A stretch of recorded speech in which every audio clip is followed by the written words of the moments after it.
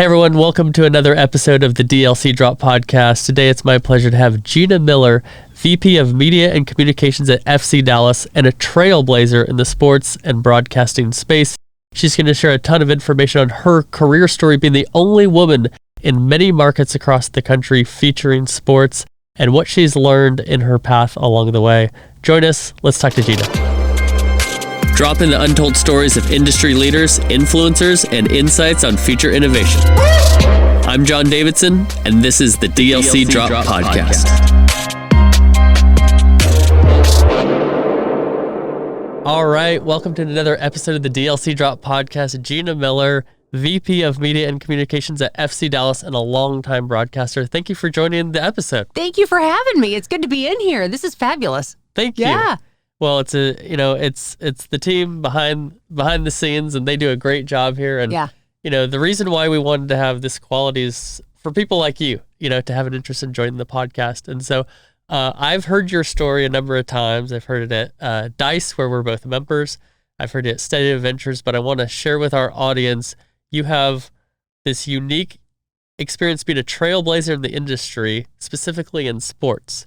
You've been a woman who is the only woman in a market where there's one job available, probably the only female in a locker room a lot of times, or some interesting experiences. I love for you to share that, and let's walk through this and share these insights that you've learned through this amazing journey of yours. Yeah. No, I was a sportscaster my entire career before going to the dark side, is what they call it, when you go from journalism and working in newsrooms to going onto the PR side. But I still think of myself as a journalist and a storyteller, because from a brand perspective, and you can certainly appreciate this, all we do is tell stories. Whether it's the story of a product, the story of an athlete or a CEO or executive, truly just a storyteller. And I tell our story at FC Dallas through earned media placements, owned media, digital, social, and broadcast media, as well as to our stakeholders internally at FC Dallas. But literally, I'm a Dallas native, and from the time I was about 14 years old, I wanted to be a sportscaster. I saw Bob Ortigal doing Mavericks games with Alan Stone, Jim Durham, and then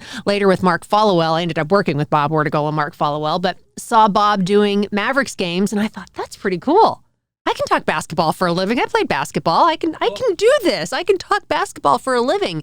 And at the time, this was long enough ago to where there were not a lot of women talking sports on TV. Right. And there weren't a lot of women's sports being broadcast on TV. Now you see a lot more gender equality in terms of women talking sports, talking men's sports, talking women's sports. Yeah. You just see that. But this was the early 90s, late 80s, actually, early 90s.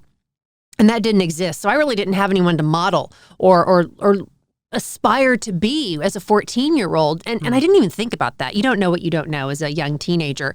And I just thought it was going to be easy. I'd go apply for a job and I'd get it. Turns out everybody wants to talk sports on TV. Who would have thought? And I ended up going to University of Houston. And my parents didn't want me to do it. My friends laughed at me because I wasn't well connected. I didn't know anyone in the business. I didn't have an uncle who played or, served as a coach for a team. I had none of those connections.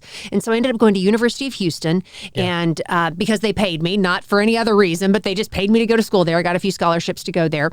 And in a roundabout way, I ended up interning for the Houston Rockets. And it was the most serendipitous event of my entire life because I was a media relations intern and didn't want to go into media relations, but I knew that if I worked in the media department, I'd get to meet all the media people in the Houston market, which was the 11th largest media market at the time. They still had the Oilers, had the Astros, had the Rockets, who just won an NBA championship. And I thought, God, this would be pretty cool. Right. So I was an intern for the Rockets, the 94-95 season, ended up winning another NBA championship. I won a championship ring. It was amazing. I was an intern who got a ring. It was so cool.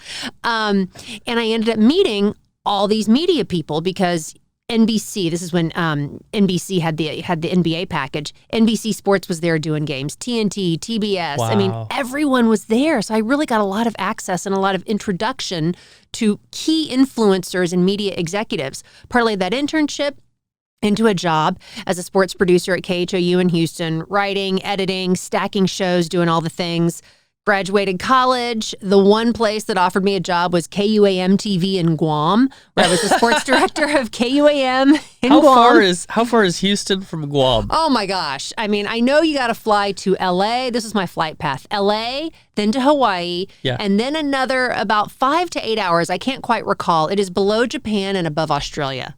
It's a flight. Okay. It's past the international date line. It is where America's Day begins because Guam is a U.S. territory. I do know that. So it's that's all I know about it. Yeah, it's where the sun rises on the U.S. So we used to say "Hafa Day, Guam." Hello. That's the Chamorro greeting. And I was Gina Miller, and I hosted the Miller Lite Sports page. There you go. On Guam. Everybody thought I was part of the Miller dynasty. So everywhere I went, I had a Miller beer sitting right in front of me everywhere I went on the island. Use everything you can, right? It was fun. It was a little too much fun. I was only there for about 6 months.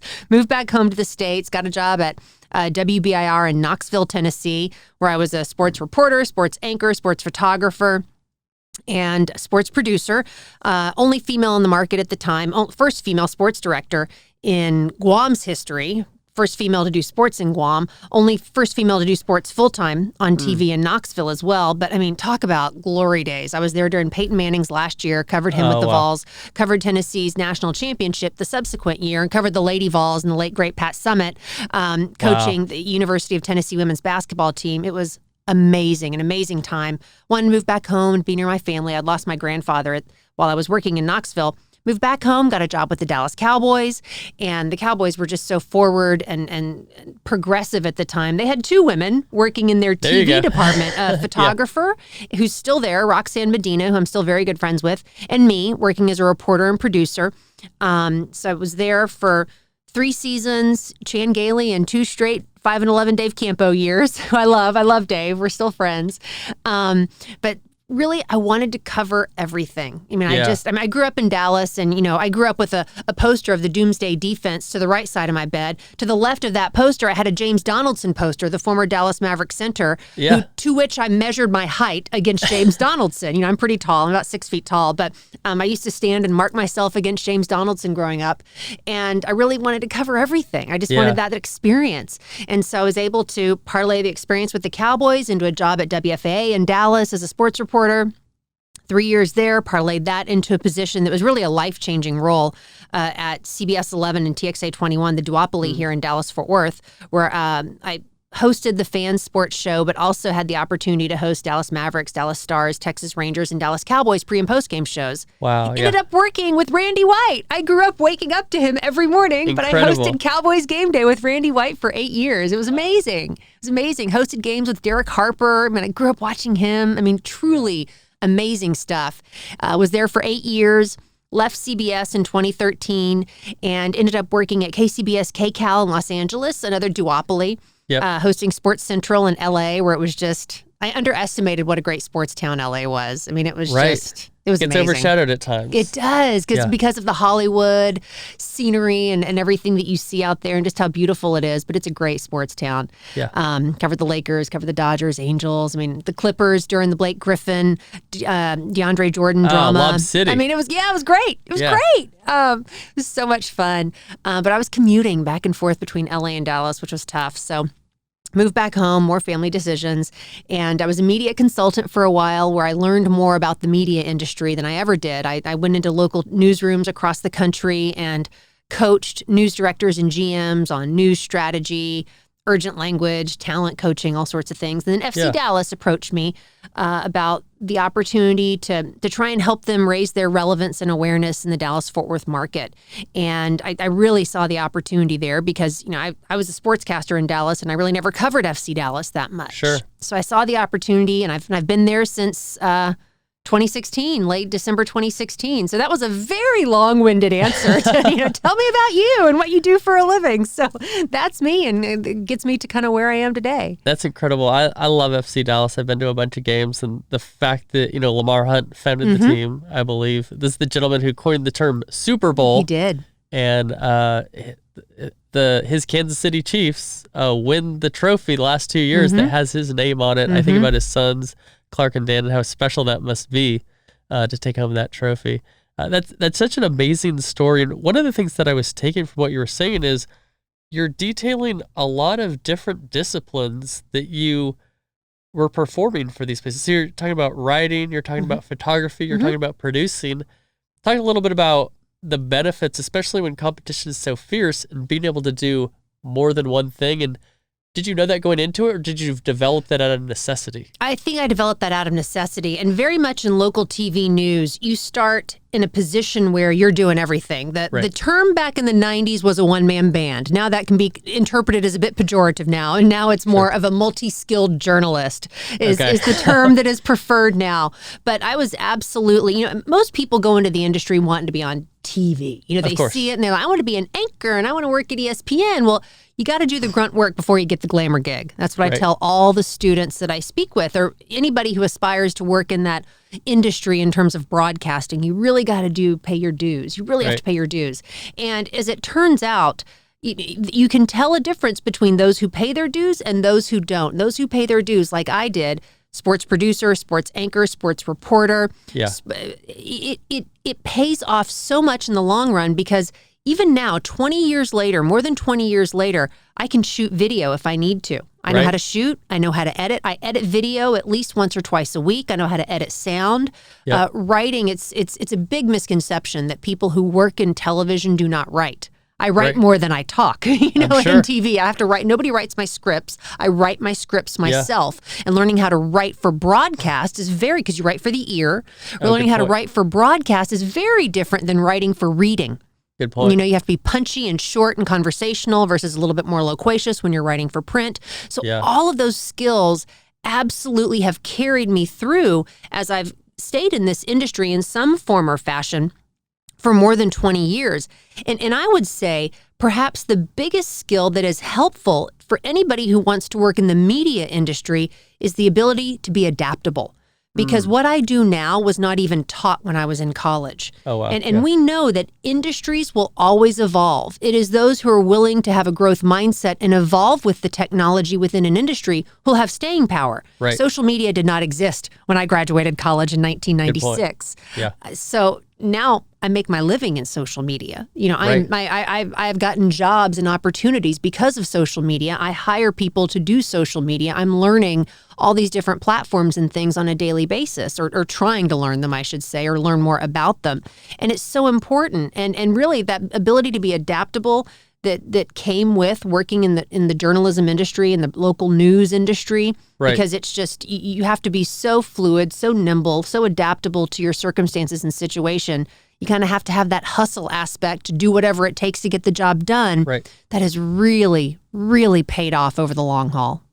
Yeah, and especially when you're informing the public, and it's a little different from a news reporter where you want it to be entertaining as well, because sometimes they're trying to escape the news, right? And so you want to engage your audience in ways that are relevant to them. And so when the way audiences engage changes, you have to be able to adapt and to deliver that. You have to evolve. And it's so funny. I had a conversation with my old boss at CBS 11, Dandy Colleen. He and I are still good friends. But we had a conversation, this was 2008, 2009, 2010, right after Twitter exploded in the sports space. And now, I don't watch a game without having my phone or my laptop or my iPad in front of me so that I can see what's going on NBA Twitter or MLS Twitter or, Rangers Twitter. I want to see what's going on. Yeah. And he said, Gina, this was the late 2000s, Gina, I can't see anyone sitting at home watching a game on TV with a phone in front of them. Right? And can I tell you, he remembers that moment like it was yesterday. And he's like, Gina, I cannot tell you how wrong I was. And what's interesting is I went on to go work for a media consulting firm where we did research on this. And we are truly a 2 or 3 screen society because we don't watch TV anymore. We listen. Exactly. And we're always looking for ways as a broadcaster to get people to look up from their phones and engage with the broadcast product. But we're a 3-screen society now. I'm listening to TV while I'm scrolling, shopping for shoes on my laptop, and I'm checking Instagram or Twitter to see what's popping as it relates to what I'm listening to on broadcast television. So it's just so funny. He said that to me, and he 10 years later now, he's like, Gina, yeah, I was so wrong. I admit it, because now he has to program sportscasts for people who are engaging with a social media platform. Yeah, and I'm not laughing because he was wrong. I think a lot of people during that time would have not predicted how much we are on our phones, but I'm laughing because I'm thinking of my own experience when I'm watching TV. And as a marketer myself, one of the best strategies is the second screen strategy. So you always say, whether someone's in a venue or watching TV, what is your strategy being on the phone at the same time? And then what you do with broadcasting, you have to be on all of those different platforms at the same time in relevant ways. That's really interesting.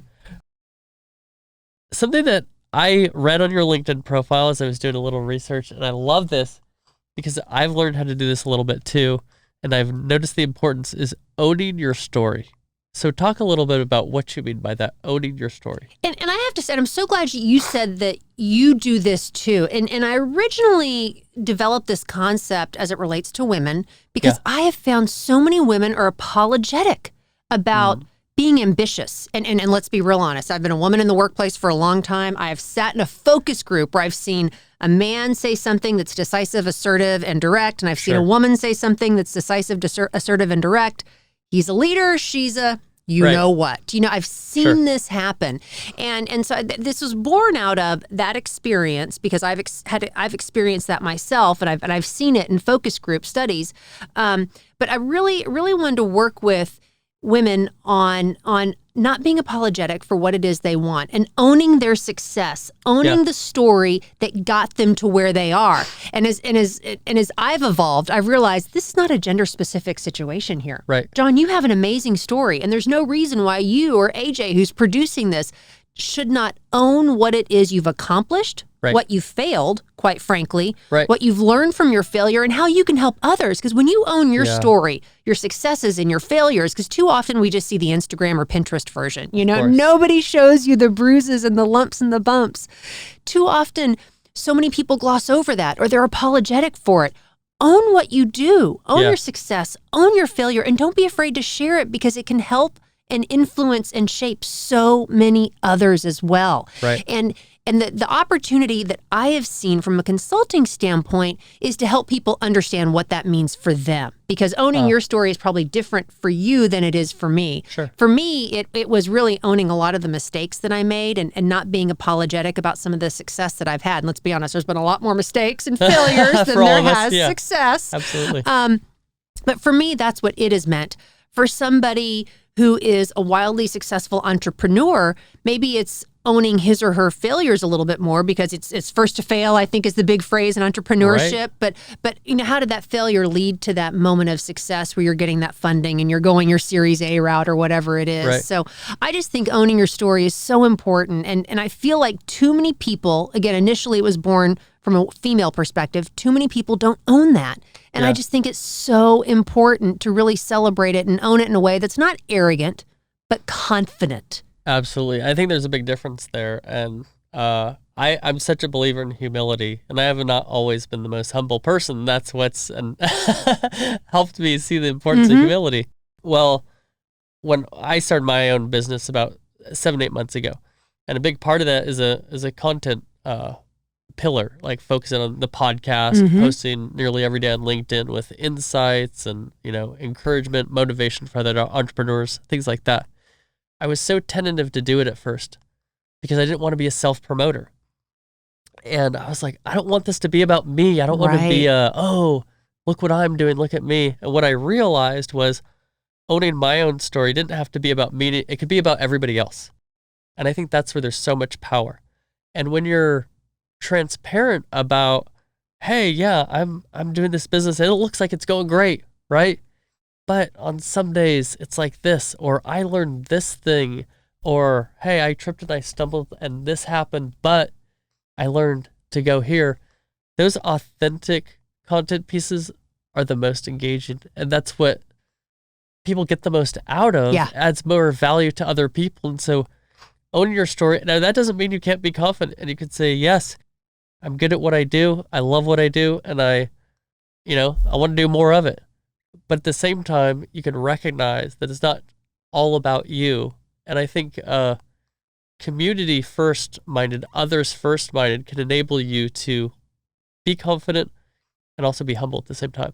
You're so right. It comes from a generous place. Right. Absolutely. It comes from such a generous place. And I'm so glad you shared that about, you share your journey on social and on LinkedIn, that behind the scenes access. There's so much value with that. And that's, at the end of the day, owning the true essence of what you're doing. You're trying to build something. You're trying to grow, and you're trying to get there. And serving with a selfless mindset and owning it, I think, is so powerful and valuable at the same time, because I'm learning from the content, right, that you're sharing and the mistakes that you're making. I'm learning, oh, John did this or John did that. Maybe this isn't the way for me. It helped him. Maybe I can learn from that in some form or fashion. There's so much power in that. I love that. Yeah. And when we talk about your story, a big part of your story is being the only woman in one market, in one place, one city, one team, etc. What I'd love to learn a little bit about, I'd love to hear a little bit more about that experience, but also what you've learned, competition versus collaboration, because I think you've experienced both sides of that coin. Yeah, definitely so. I mean, I was, it's, again, I'm so old in doing this that I was the first woman to do sports in all these markets. And at that time, one could say, oh, you just got that job because you were a woman. And I believe that may have been the case. There were certainly some hiring managers who were looking to take a risk on hiring a woman. It was seen as a risk. And they were looking to experiment and see if it would work and hire a woman. At the same time, I realized if a market or a station or a newsroom had a woman doing this role, I would not even be considered for that job, because at that time you could only have one. As recently as 2010, 11, 12, there were concerns about hiring a female sports producer at a particular station I was working at because there'd be two women. That's never a conversation you have with people of other genders or other genders. Right. So there were just definitely times when it was a real challenge, and it was highlighted on multiple occasions. First time I ever walked into a locker room, it was an NBA locker room, only woman in the room. And this happens, this has happened multiple times over the course of my career. You go into a locker room and you're already very conscious of being a woman in the room because people are looking at you. What are you looking at? Where are you looking? Who are you looking at? What are you doing? Are you doing a job? Are you handing out phone numbers? I mean, that just happens. What are you wearing? If a woman wears something that's too tight, she's called out for it. A man can wear something that's too tight and he's just heavier. These are the challenges that you have to work through. And I can't tell you how many times I've walked into a locker room, lady in the locker room, woman on the floor, and that's just, if that doesn't just make you cringe, because all the eyes turn to one person. Who's the woman in the locker room? Who's the lady on the floor? It's very awkward, but it certainly does give you a sense of confidence. I can go up to anyone. I have no problem going up to anyone. Hey, how you doing? Where you been? Where you going? It certainly gives you a little bit of confidence that I think some people don't have. So only woman in the locker room, only woman doing sports in so many markets. Taking that further beyond working in the media business on camera or in the sports business in a locker room, definitely I've been the only woman in a boardroom setting, a setting in which I'm surrounded by decision makers, and I've had to deal with some of that awkwardness there, where I've been on the same level as my male counterparts, but I've been looked at as, not that there's anything wrong with this, as an assistant. So I've been asked to go get water or drinks or things, which I'm happy to do. Don't get me wrong, I'm happy to do that because I'm an hospitable person. But, you definitely see the people who are presenting or having the conversations focusing on the men, rather than, as a speaker, I know to do this, focus equally on the individuals who are in the room rather than focusing solely on that one person. So, and that's fine. And I realize that's generally other people's problem and not mine. It's not my problem because I'm confident in who I am in that regard. But all of those things. And at the very early stages of my career, really early stages, 10 or 15 years, I think I really did look at other women in certain roles that I was working in as competition. Yeah, I did. Sure. And that was just, and as I look back on that now that I'm, approaching late 40s, I look back on that now, and that's just such a narrow mindset to have, because we're all so much better when we collaborate. But I understand where that came from, because again, I was the one woman in Knoxville. There was not room for another woman. Another station hired a sports photographer, I think, and she was a woman, and that was just such a big deal. Now there were two women My goodness. in the market, but there was not another one on TV talking sport. The world was coming to an end. And it just, I felt a sense of competition that if she fills in for me while I'm doing this job, whatever it is, she may take my job because there's not enough opportunity for both of us. You can only have one. And it was a colleague of mine, Tracy Cornett. She was an anchor here in Dallas for quite some time. She's now an anchor at WSMV in Nashville. Okay. Just a news anchor. We just had a conversation one day, and it came from such a good place. And she said, Gina, at the heart of it, there's enough pie for everyone to eat.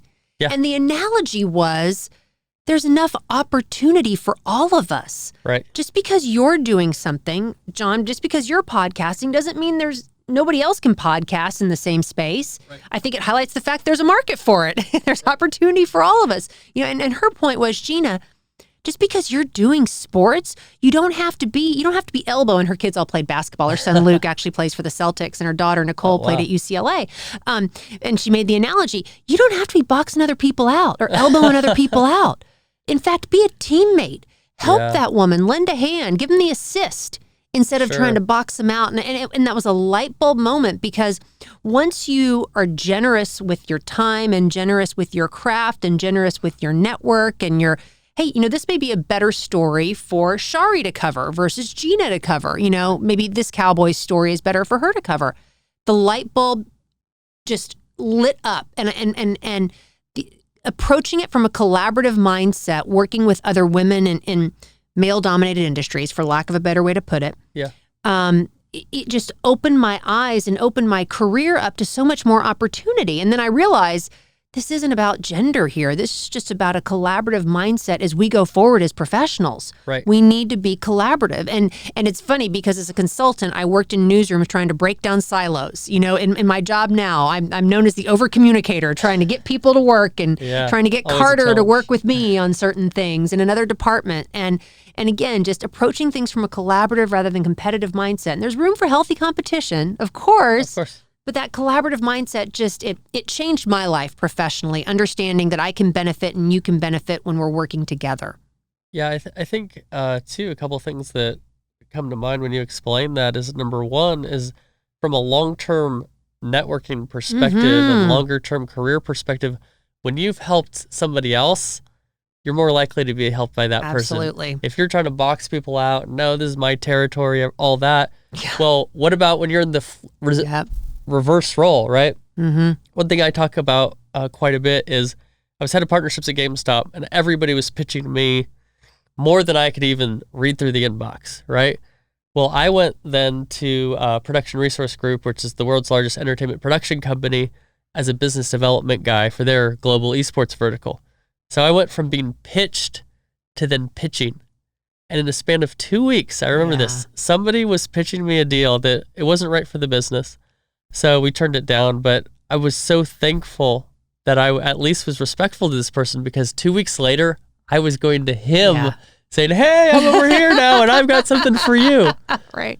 And it opened my mind so much, because I was like, wow, when I'm talking to somebody, it doesn't mean you have to do a deal you don't have to do, and it doesn't mean you need to spend too much time on things that aren't the priority. But just treating people fairly and that collaborative, taking a moment to understand and hear them. Think about if our role switched tomorrow, are you going to pick up the phone if I'm calling you versus vice versa? And mind blown there. And then just from the standpoint of, I think what goes around comes around. And, when you add value to people without even looking for something coming back to you, but from a networking standpoint, people are in your network not because they benefit you, but because you benefit them. And so if you're a greater value to more people, you're benefiting more people, there's a reputation that starts to build, right? And the next time I'm in a good place and you need something, oh, I remember when you helped me during my time. And it's so powerful. I think people get too focused on the transactional experience or the transaction when it comes to that initial outreach or relationship. There's so much value in thinking long-term, to your point there. If you send me a resume and I can't get you a job right now, or I can't do something for you right now, that doesn't mean I can't help you a year down the road or 2 or 3 years down the road. Or you're pitching me something, maybe not now, but keep door open. Think long term. Circle back in 6 months, a year. There could absolutely be something that has changed in our situation. And that applies to networking. I may not be able to help you now, but in a couple years, months, that's absolutely open. And I feel like young people, when I talk to them, they get so hung up on the I need it now. Right. I need don't have this. a lot of context. Yeah, don't have a lot of context. No, you're right. And they get so hung up on just, this transaction did not work for me now. I have to move on. Don't disregard what has happened and the value of that conversation or the value of that email or the value of that contact. It's so important. And you're so right. What goes around comes around, essentially, in the business world, but it's so valuable, that network. It just, and I feel like I've struggled during the coronavirus era that we're living in because, it's been hell for an extrovert, quite frankly. I don't know about you, John, but I'm an extrovert and it's been hell. And I love going places and meeting people and doing things. And it's been hard. Yeah. It's been hard to connect with people and talk and get to know new people, Sure. My circle, which is great, but I'd love to expand it, which is why I'm so glad to be visiting with you today. But it's been hard, hasn't it? And virtually it's not the same. Funny thing, I don't know if I ever did a video call before COVID. Absolutely. Absolutely. It's just always audio. And now it's kind of funny too, because there's almost like layers to the phone calls. Mm-hmm. It's like sometimes a voice call, I'm fine. Sometimes if it's a friend and it's, I want to go take a walk and I don't have to take notes, let's do a phone call. Yeah. But there is another level virtually when it's a Zoom call and you are able, I think, to connect on another level.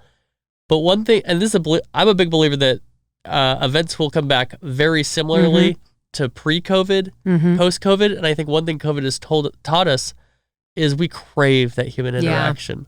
And it's great to have these Zoom calls. And I've even produced 2 or 3 virtual events. But if I got to go to another virtual event, you're over it. You're so over it. It's a tough one. But another thing with this topic of collaboration too, that I really experienced during COVID, I was doing business development for this massive production company, and I'm trying to lead their initiatives in the esports space at the time. There's so much competition, and people are, staking their claim here, there, even outside of esports. And what's been great to experience is a spirit of collaboration in this industry post-COVID. It's a couple of reasons. One is different people reacted differently. PRG is somebody who they focus on innovation. So they do all these XR remote events and concerts inside of the game Fortnite and stuff like that. Others just waited, or they pivoted more to creative. And so because people have different focuses now, instead of competitive, they're complementary. But the other thing that I think is on a more human level that is relevant to everybody, even outside of the production world, is that especially the production world was hit so hard. Yeah. And so everybody lost their means to make a living. And so before that, it was like, I'm trying to get all I can with, this is my territory, stay over there. Yes. And now you see each other as peers rather than competitors. And the story is much more, I was hit hard and you were hit hard too. Let's do something together rather than nothing apart. And I think that's a lesson that we should take forward. And I feel like the teams have gotten together as well. The sports teams in this market, I can't speak for other markets, but I get the sense they're similar to, the Mavs, Stars, Rangers, Cowboys, Frisco Rough Riders, Dallas Wings. We've never collaborated on anything before. We did things collaboratively during the COVID era. I mean, it's crazy. You're exactly right there. There is a sense of camaraderie, or we're all in this together type of thing. Right. And you did see that. So if there is some sort of positive, I feel like there are a few positives, more time with family and, a lot of empathy. But that you're so right about that. And I noticed that on the production side too. Absolutely. The production people who were decimated financially because there were no events, there were no games. Right. What do? You got to get creative and do other things. And we did the same thing from a team perspective when there was no sports going on. We were all paused. Yeah. Cowboys, Mavs, Stars, Rangers, FC Dallas, the Wings, Frisco Rough Riders. We all collaborated on a couple of content pieces, which never would have happened. Right. Ever. What were some of those things? I'm curious that you bring it up. We did. We did a couple giveaways. We did a video, and most people, you get this. A lot of people don't know how much work it takes to get all those stakeholders with all those different sponsors and all those different things. A lot of category overlap too, I'm sure. There's a lot of exclusives and all those different things they have to highlight to come together to do a video. So we actually ideated it at FC Dallas, and the Rangers took the ball and ran with it. But we were able to get every team in the market to cooperate on this. And it was a really cool video piece that we were able to do, celebrating when it is that we return to play. And, just the opportunity to do that after covering all those teams and seeing how uniquely different each team was, was amazing.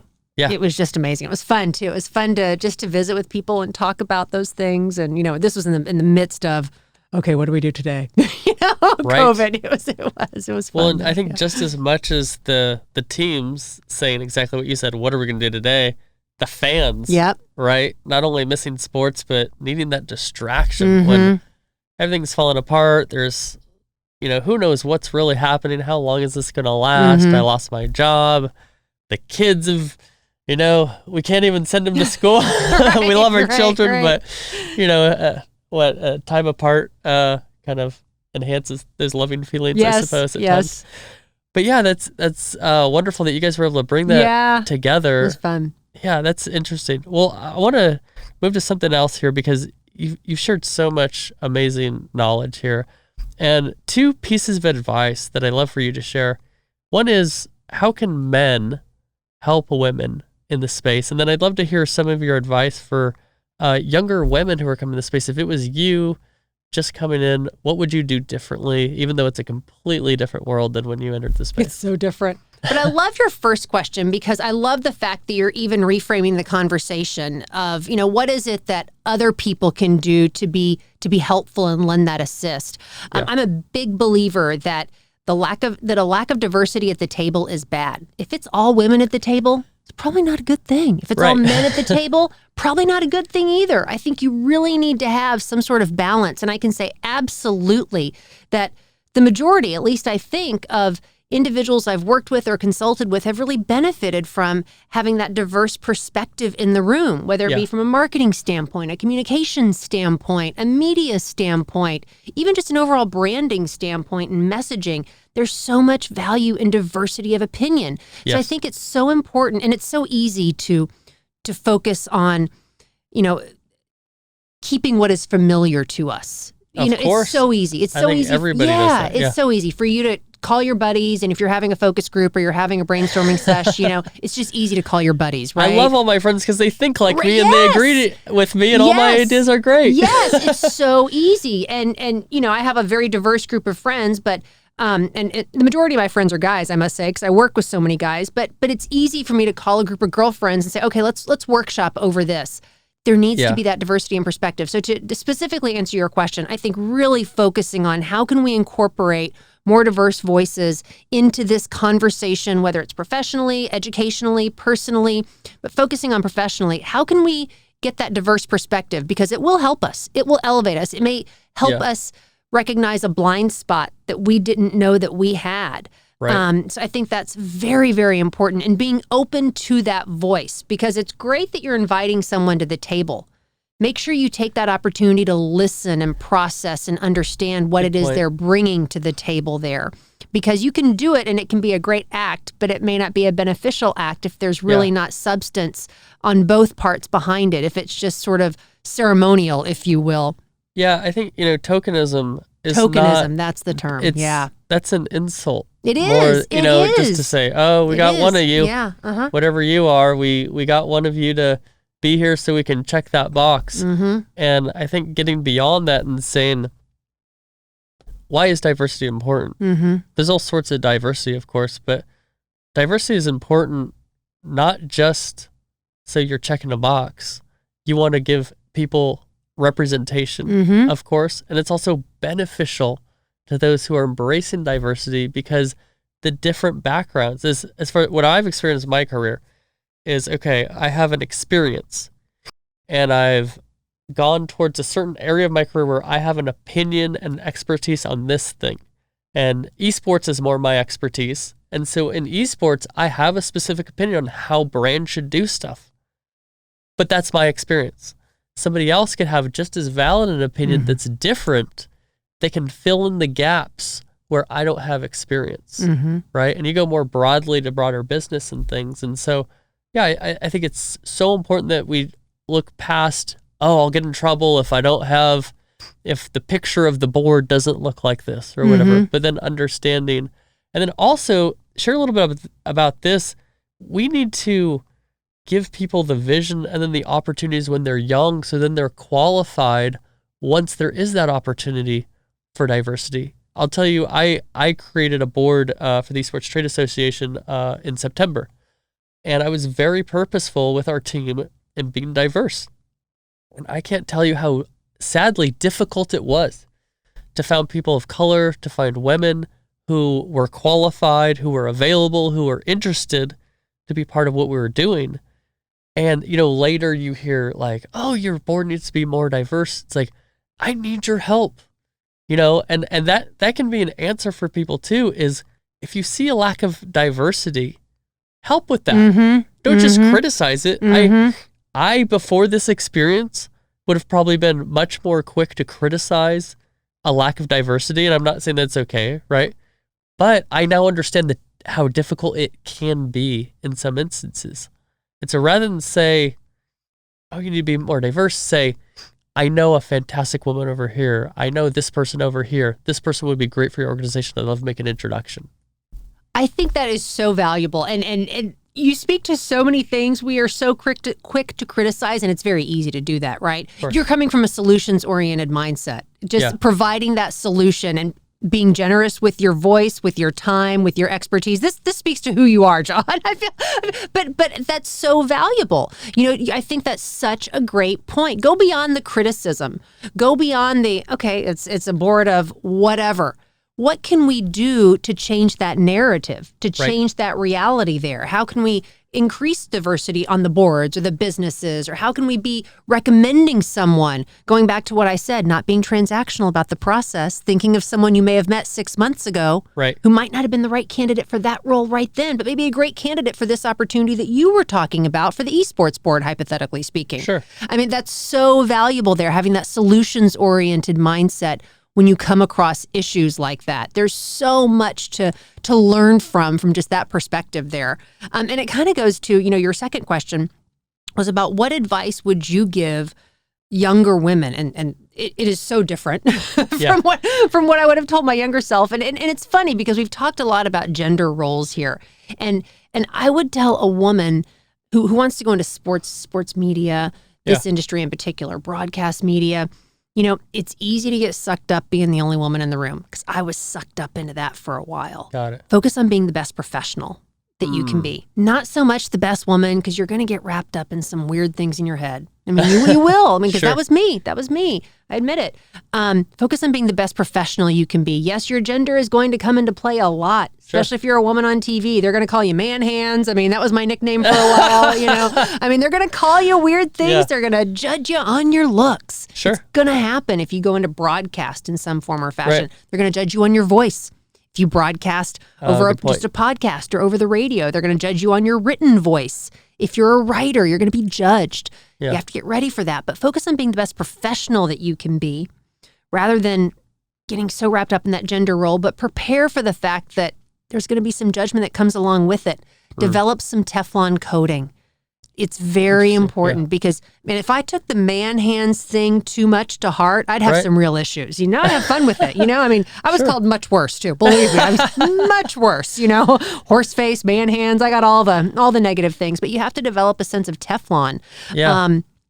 Take the feedback, and if it's really strong, candid, constructive feedback, take it and learn from it. You got to take the praise with the good with the bad, I think is the general term. But if there's some good, strong, candid, constructive feedback that you can learn from, take it. Take the praise with a grain of salt too, because that's a big one too. Yeah. I was just going to say there's a quote, I don't know who to attribute it to, but it's something along the lines of, don't take criticism from people who you wouldn't ask advice from. Yes. Ooh, But also, don't just listen to the praise. Yep. Because it's easy to discount. You could get this like, oh, the haters, haters are going to hate. And that whole culture. It's like, not all the time.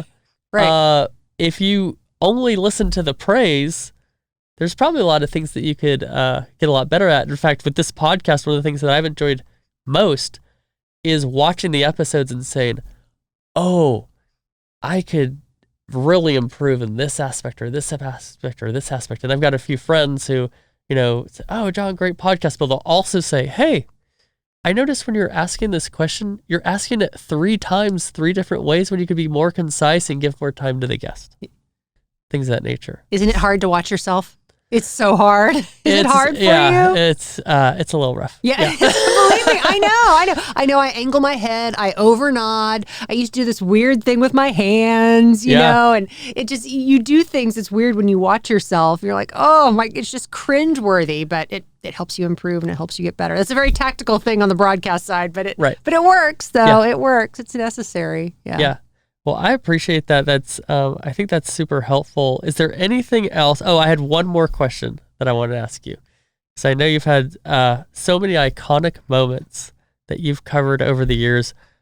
If you could target one, maybe it's a top 3. Yeah.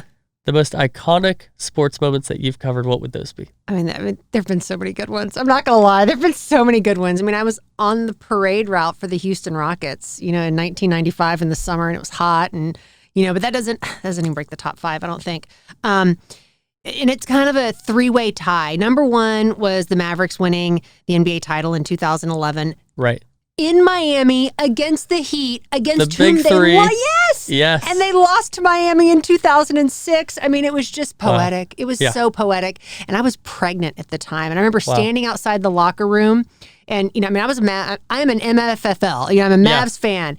And I remember standing outside the locker room. I was the first person in line. People were nice to me. They weren't boxing me out because I was pregnant at the time. But Here's what you got. Exactly. I used it. And the players had come into the locker room off the court. And I could hear them exploding in there. And it was all I could do to keep from crying because I was like, 14-year-old Gina lived for this moment. It was amazing. It was amazing. And Jason Terry, former Mavs guard, he was so sweet. He's like, Gina, after I went into the locker room, we did all the stuff we had to do. And I'd covered those guys for 8 years. I mean, I covered, and they were friends. I felt like they were friends. Yeah. Jason Terry was so sweet.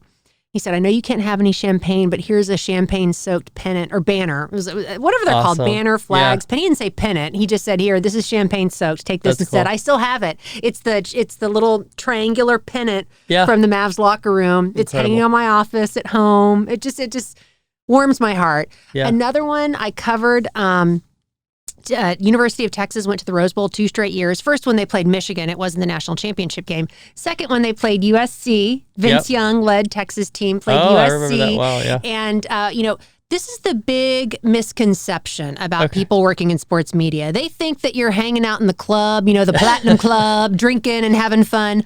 The majority of games that I've covered, I'm either way up high in the rafters in a press box or in some auxiliary press box, not even courtside, way far away, watching the game off a TV. Right. Which is fine because you can see the replays and you see what's going on. Yeah. It's actually a little bit easier to watch on TV, but you're in the building. But at the Rose Bowl, the national championship game, when Texas played USC, we were actually in the Rose Bowl parking lot. That's where the overflow media were. We were in the Rose Bowl parking lot. Yeah. And at about 5 minutes left in the game, the media relations liaison said that, okay, you guys can go out and you can shoot the end of the game.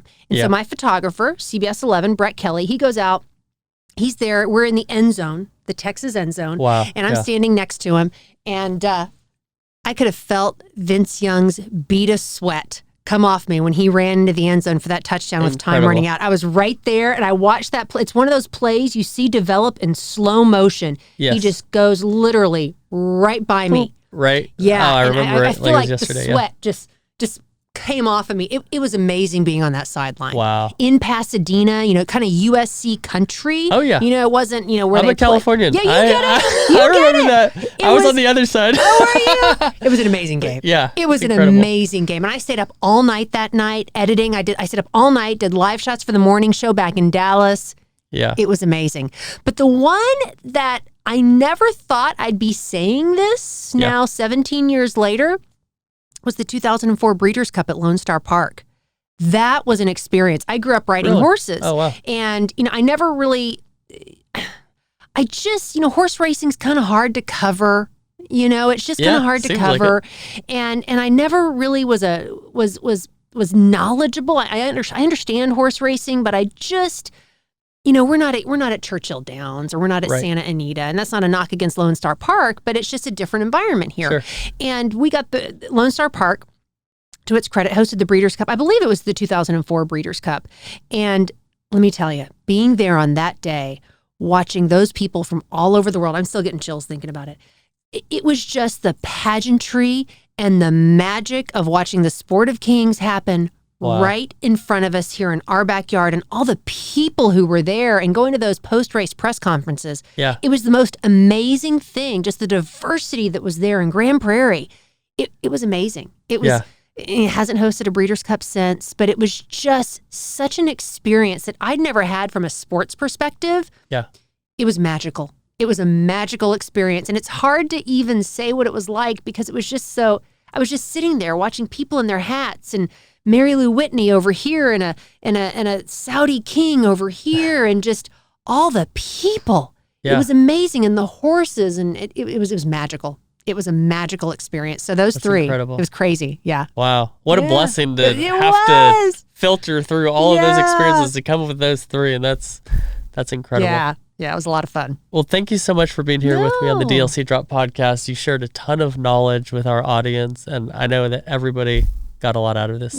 So appreciate your time. It was such a treat, John. Thank you. This is a testament to the power of networking. We kind of met virtually on a Dice-wise virtual session, because everything goes virtual now.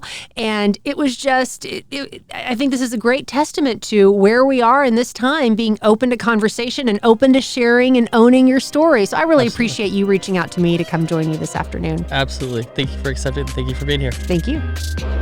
Thank you for listening to the DLC Drop podcast. This podcast is part of the Esports Future Podcast Network and produced by Innovation Media Enterprises. Make sure you subscribe on your favorite podcast channel and leave us a review.